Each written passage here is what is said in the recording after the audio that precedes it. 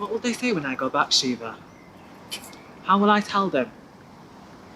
How will I explain to them something as simple and as complex as, well, me? I've always known I was different in my core. Lord Shiva, you know this. God knows how many times I reached out to you as a kid, begging you to make me normal, able to blend in with other boys. I wouldn't have had to hide. People would have seen me for who I was, not who I was pretending to be.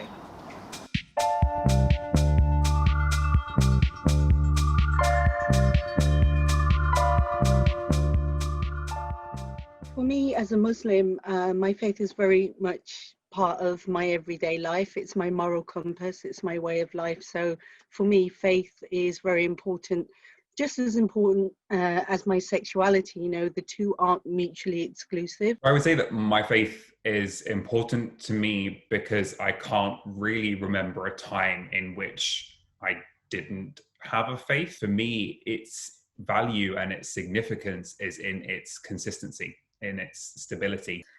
Specifically growing up Hindu, it's a pantheistic faith, so it's very sort of accepting and welcoming to the organization and the existence of other religions. I think that's made me a more tolerant person than myself. And also, I think this Hinduism has a real sense of community about it. Religion plays a central role in my life. I believe the Torah is there for Jewish people to get the most out of life and to make the best of their lives. So whereas it's impossible for any single person to keep all 613 commandments of the Torah, for me, by using it as a blueprint to life or a guide to life should hopefully mean that I should get the most out of my life in the most fulfilling and meaningful way. Faith to me is important. Also, respect for somebody to be allowed to believe in what they want to believe in. So my name is Lucky Roy Singh. My faith is both Sikhism and Hinduism. God's helped me be the authentic person that I want to actually be initially, and has helped me through some troublesome times like disownment, divorce, suicide and stuff like that. So I think like my faith and my religion and who I am as a person with God is really important for that factual reason. I became a Christian in terms of my own faith when I was about 13 years old. I had some really difficult times in my teenage years with my mental health, with my sexuality, with my wellness generally. And my faith was a big part of that, both as something that made life more difficult, but also as something that made life easier. So for me, a lot of the way that I think morally and everything like that is derived from the Muslim faith, from the Islamic faith. And that's why it's such an intrinsic part of myself. And I think that I've become a lot more interested in my faith over the years. Sexual identity is important to me because it's not something that I've been able to choose. You know, I very much believe that I was born this way, that I have a gay identity by nature, not nurture. And it's simply something that I can't separate from my life. It's definitely part of my life and part of my identity. It's as important to me as my faith is because it makes up who I am. I think it's important to me because I get to express who I am, and I don't see there's any boundaries with that.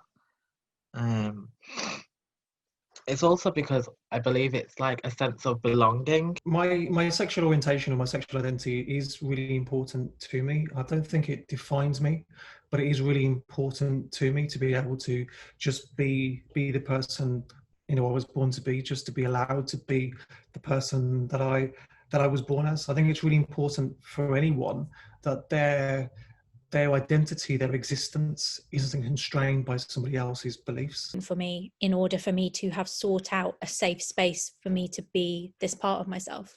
But I think for a really long time, I haven't really honoured that part of myself. The whole thing is that I want to be as visible as possible as a queer Muslim, because I think it's really important for people to start to realize that, you know, Muslims are human beings just like anyone else, and being queer, being gay, being LGBTQIA in general, is just a part of humanity. It's a part of being a human being.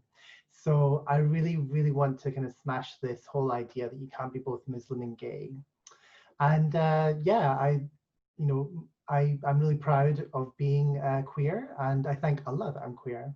Up until shortly before we filmed My God, I'm Queer, I wasn't really visibly in the public eye speaking about my queer identity because I didn't feel I needed to. But unfortunately, in 2019, Birmingham was plagued with anti-LGBTQI protests outside schools. And though they did start from a Christian majority, unfortunately, they then got taken over by a Muslim majority, which was within my own community. And that's when I became a bit more publicly, probably a lot more publicly visible. So for me now, my sexual identity is very important. My sexual orientation is very important. Yeah, definitely. I believe that they are compatible because my faith and my religion doesn't define anybody's sexual identity or their gender or who they are as a person. So I believe that that's one of the reasons why I adore my faith and believe that it is compatible with who I am and has got me to where I am today. Yes, I do believe that people of faith can practice their faith and identify as LGBT+. It's not always plain sailing, as we know. I do believe that times are changing and that things are getting easier for people of faith. So for me, my faith and my sexual orientation are most definitely compatible because they're every part of me. So I can't suddenly switch on one part of me and switch off another. My relationship with Allah is my relationship. It's not for anyone else to judge. For a very, very long time, I didn't think that was the case. I did not believe that my faith and my sexuality were compatible at all. And so my understanding of both my faith and my sexuality have had to evolve, and they've had to evolve together and in partnership with one another. Well, what do you do? That's actually very simple, isn't it? You just treat everybody the same. Actually, the thing is, it's not that simple, is it? Because when you're talking about a faith community, you're also talking not just about what they do, but what they believe. And so what you believe has an impact on the way you behave. And how might we challenge or grow or change how we think or reframe how we look at some of these issues, so that actually by thinking in another way or thinking in new ways, we as church communities might act in new ways. For me, Christianity is about a community of God, like the Bible talks about the body of Christ and how we're all connected. So the idea that you can have somebody in that body but then cut them off from part of the community is insane. It goes against everything that I've been taught about what it means to be in a Christian community. I think people who don't have a very nuanced understanding of Hinduism might see the Indian community as being very conservative and non-accepting to people who are different. But I think at its heart, Hinduism is a faith that allows for a lot of tolerance and a lot of love for everyone, no matter what your gender expression or sexuality may be. I often try to make the assertion that you can't be, a Muslim and be gay, for example. But what they're saying is that Muslims won't accept you as gay. That doesn't mean that Allah doesn't accept you as gay. Allah made you gay, so how can they not accept you as gay? Sexuality is an intrinsic part of you. It's part of your DNA. It's part of your fitrah. No one has the right to actually tell you that they're not compatible. No one has the right to tell you how you can exist. No one has the right to tell you what you can and can't believe. And no one has the right to tell you what you can and can't identify as. So anyone who says that they're not compatible, I think they really need to understand why they actually have that view and to actually realize the damage they might be causing by telling somebody else that they can't exist as they are. One Body, One Faith is the oldest Christian members network in the UK. We were founded in 1976, And we exist to enable and equip LGBT plus Christians in their local areas to advocate for grassroots change in the church. This year in particular, we've been focusing a lot on online community, working with other Christian partners in creating safe spaces online for LGBT plus Christians to be able to gather, worship, share with one another. With the NASMAT Foundation, we are a registered charity. We provide support and mentoring to individuals from religious or culturally conservative families who are experiencing either they're struggling to come out, or sometimes they have just come out and they need emergency support, or sometimes in worst cases they're actually being abused by their family. One of the most important things we do is, first of all, listen. We listen to each individual's situation, each family's situation, because often there are common themes, but each of the situations are very different. And then I think what's really important is to actually provide a kind of fact-based, very easy to understand information and guidance, which allows LGBTQI individuals to understand that there is support for them, that they have someone they can talk to in confidence. And for families, I think it's really important that they are able to access information that shows that being gay or being LGBTQ plus from a religious background is completely normal, it's natural, and there's nothing to be ashamed of.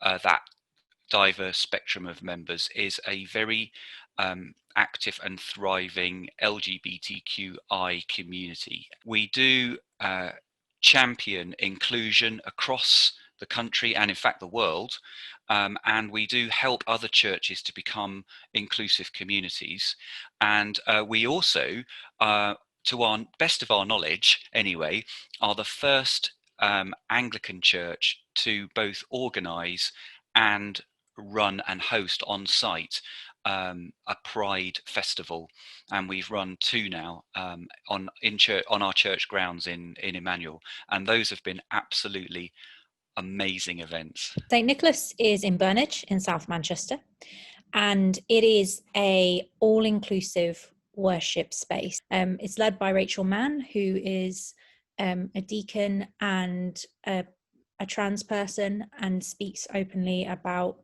representing for queer people in the church. Consequently, she kind of is a magnet for a lot of queer Christians in the Manchester area. KeshetUK was founded in 2015 as an organisation that delivers education and training for the Jewish community in terms of LGBT identities. KeshetUK exists so that nobody has to choose between their Jewish and LGBT plus identity. Our ethos is to meet people where they are. From KeshetUK's perspective, we believe that the real strength in achieving organizational change or communal change is through the power of the individual. So we try and do whatever possible. We try and get people to stand up and tell their stories. Give yourself to someone in the community who will understand what you're going through, and to not take every word that you read as gospel, but instead to turn to someone who understands you and is going to be kind to you, and sort of understands where you're coming from in terms of your faith, but also be accepting of your sexuality because of that, not despite that, but because of that. Also, there is just a place for you in the world somewhere. So for anyone watching this, if they might be struggling right now to understand or accept who they are, or if they're struggling to find acceptance from their own parents, I'd like you to understand that you're not on your own. There are other people out there who are like you, who want to give you support. You're not alone, and you are most definitely loved. If you are a person of faith, if you are a Christian, then what you have been taught about God is love is 100% true, and God therefore does love you. But also beyond that, there's a huge community, both in the UK, but also globally, of people who are like you and that think, sound, look, behave like you, and want to get to know you. For someone who's struggling with their sexuality and their faith, I think what is paramount is to find somebody, even one person, that you can talk to and share your feelings honestly. We know that silence is damaging, really damaging. All it is you haven't met the people that understand you. There are so many people in this world. We are all different, but you've just got to stay strong. And there are lots of organizations that can help you. So if you're a queer Muslim, there's organizations like Iman, Hidayah. You can Google these guys and they'll be there ready and waiting to help you. So reach out to people. There's a community out there. And, you know, it's our differences that make the world beautiful. So I would always say, with someone struggling, you need to find out who you are as a person first and come to terms with who you are as a person, definitely first. Understand your faith and understand what it means to you, because before anything, you're a human and humanity matters more than anything. Your faith is going to take you along your journey, but it's important to understand your relationship with your faith and God is your own and it's personal to you. So just be your authentic self and accept yourself, and God and your faith will get you there. There is space for you. There is space for you in the faith. And if you feel like there isn't, there absolutely is. It is sometimes hard to find, but it exists. So you don't need to put up with a church community that's only partly accepting of who you are. There are plenty of places where you will find a wonderful, fulfilling community to be part of. But also, I think what I've discovered is that once you've found one of those communities, actually, it takes quite a long time to let go of some of the baggage that you've picked up from the things that people have said, from the way people have behaved around you. There's hope. I think that's what I'm saying. There is hope. The other thing I would say is it's sort of old cliche, I think, particularly in the gay world, but those 3 words, it gets better, I think is definitely true. Just rest assured that one day you'll find the people that you need to be around. They're going to accept you for who you are and going to love you for who you are. I knew the gods would accept me. Shiva would accept me. And my family, they'll accept me too.